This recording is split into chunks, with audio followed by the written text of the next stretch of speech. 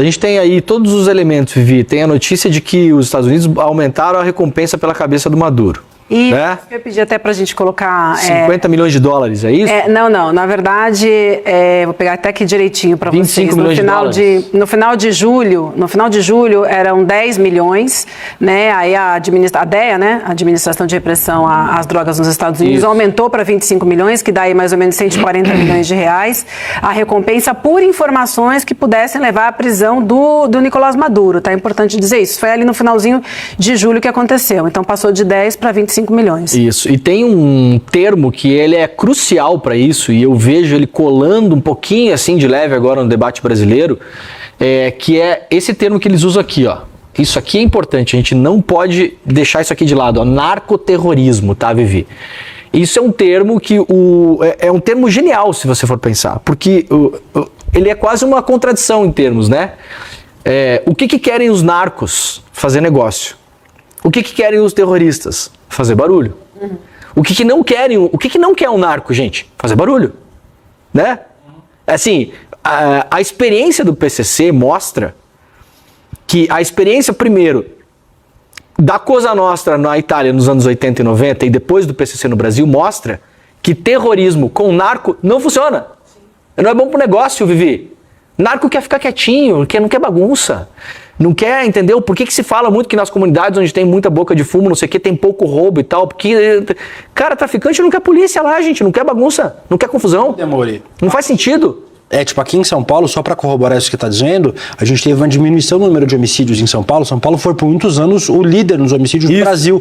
Porque o PCC, que é a organização criminosa que age com a maior força no estado de São Paulo, reduziu o número de homicídios. O PCC forçou a criminalidade a reduzir o número de homicídios porque era ruim para os negócios. Aí o governo, obviamente, os governos sequenciais de São Paulo disseram, nós conseguimos reduzir balela. Quem reduziu os homicídios em São Paulo foi o PCC. Que agiu para fazer com que isso acontecesse, para não chamar a atenção da polícia. Se a polícia está em uma comunidade, em um espaço onde o PCC atua para fazer comércio de droga, por exemplo, não quer a polícia investigando o homicídio, latrocínio, quer a polícia longe de lá, quer a polícia longe dos espaços onde eles fazem os seus negócios criminosos. Então, é por isso que, inclusive, os homicídios caíram em São Paulo. Bagunça e tráfico não combina, gente. Por que um dos motivos pelos quais o PCC conseguiu suplantar as organizações criminosas do Rio de Janeiro é porque no Rio de Janeiro elas vivem em guerra.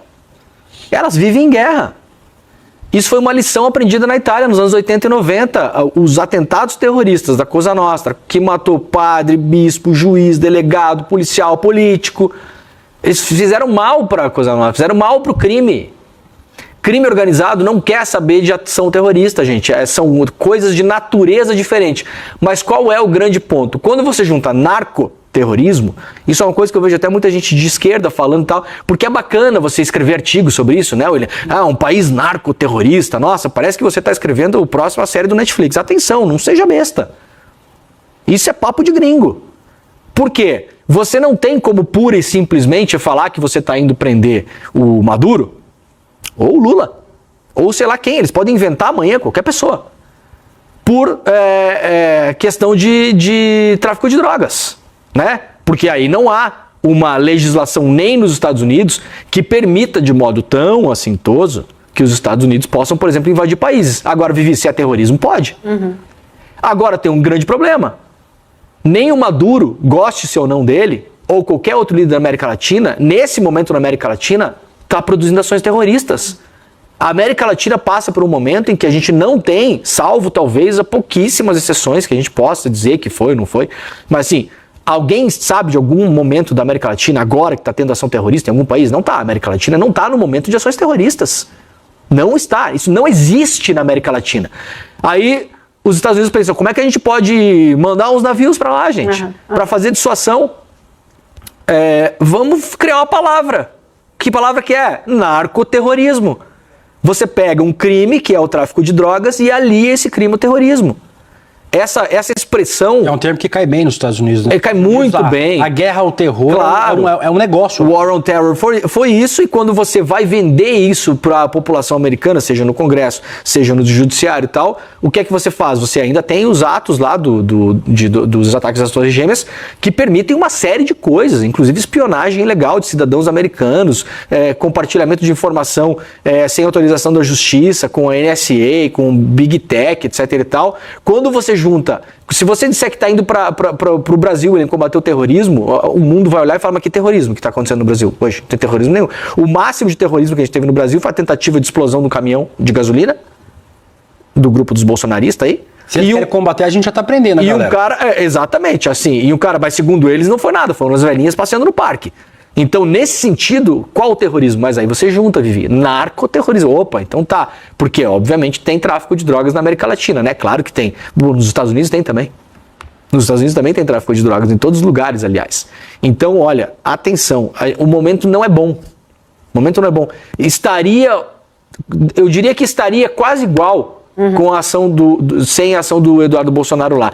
O que é que muda? Com a ação do Eduardo Bolsonaro lá e os Estados Unidos, gênios nisso que estão usando os Bolsonaro para isso, os Estados Unidos usam os Bolsonaro para espremer aquela laranja e depois jogar o bagaço fora. Para quê? Para ter apoio de parte da população no Brasil, para não ter uma resistência unificada.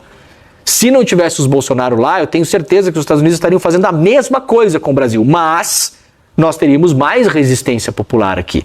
Hoje a nossa resistência popular ela é um tanto enfraquecida, porque tem um grupo de milhões de brasileiros que estão numa espécie de transe zumbi, que, como o William fala, se o Bolsonaro afogar um saco de gatinho ao vivo na televisão, as pessoas vão perguntar o que os gatos fizeram.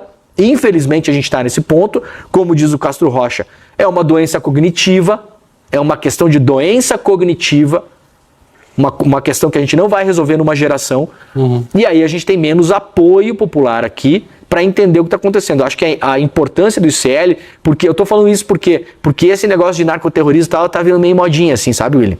Inclusive de gente de esquerda, falando, nações, o narco-estado, né? Até eu no passado, uns 20 anos atrás, também escrevi artigos sobre a Colômbia, que estava saindo de uma situação de narco-estado, né? Levei uns anos para tentar entender, tá, mas o que é um narco-estado? Peraí, o PCC está no poder, chega lá, está o Marcola é o presidente, a economia do país, ela tem o quê? Uma Petrobras da cocaína? Tá, não é isso. Bom, gente, então não existe narco-estado. Não é um narco-estado. Isso são criações de um império que usa as palavras para fazer ou guerra fria ou guerra quente contra países. Vamos repetir. Tem navios agora aqui na costa. Na costa. Dá para dizer na costa do Brasil. William, se os caras... eu não duvido de nada do Trump agora, porque o Trump não está no mandato de blefe. Ele está no mandato de ação, de fato. Não é um mandato de blefe. A gente não pode duvidar. A gente falou ontem disso, muita gente fala, vocês estão viajando, não sei o quê. Bom, tá aí, ó. O cara mandou um navio